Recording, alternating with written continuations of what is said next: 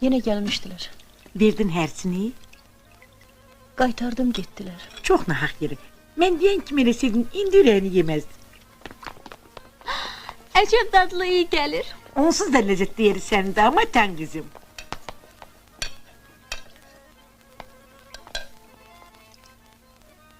Tutaq ki aldım o pulu. Hə. Sonra necə qaytarım o qədər borcumu? Yine başladınız. Ne kadar danışmaq olar bu barədə. Bilmirəm heç hardan çıxdı bu cerciyi söhbəti.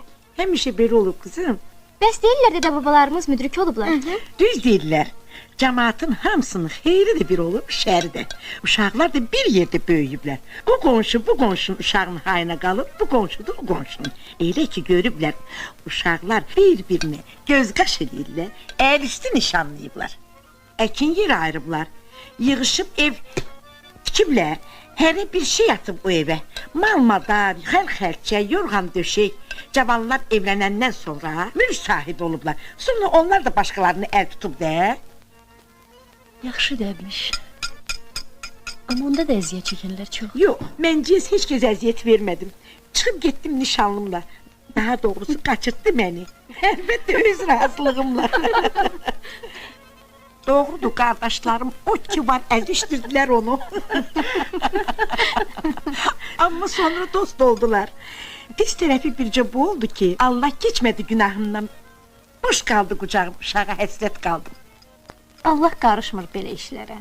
İndi axmaq deyil cəmaat. Elə bilsən hamının hazır ceyzi var. Pullu toylilləri, hədiyyə vezinə pul salır cəmaat. Adam başı 10 manat, 15 manat. Yüzlük salanlar da var ki adı çıxsın. Adamlığa bax. Hər nədir, yığılan pula ki ceyiz alırlar. Mənə bax, qazanc xətrinə toylayanlar da var. Bircə bu qalmışdı. Elə biabırçılıqdansa qoy qarıyıb ocaq başında qalsın qızların hamısı. Mən hələ o günə qalmamışam ki yolçu kimi əl açım. Oğlumun canı sağ olsun. Onun təmiz adına mən ləkə vurmaram. Bizlik işlədənlər də var. Ondan bundan bir o şey getirirlər. Xəl-xəlçə, meybil, yorğan döşək.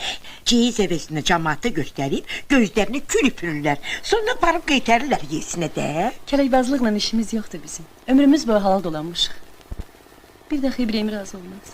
Bura bax Ruxsara, xeyri şərə döndərməzlər. Bir qərara gəlməlisən ya yox. Kişverdən? Hə. Hardan dondu o qədər pul? Bir nəfər qohumu var. Deyir, nə vaxt istəsən, həm də nə qədər istəsən borc verir. Xoşuma gəlmir bu söhbət.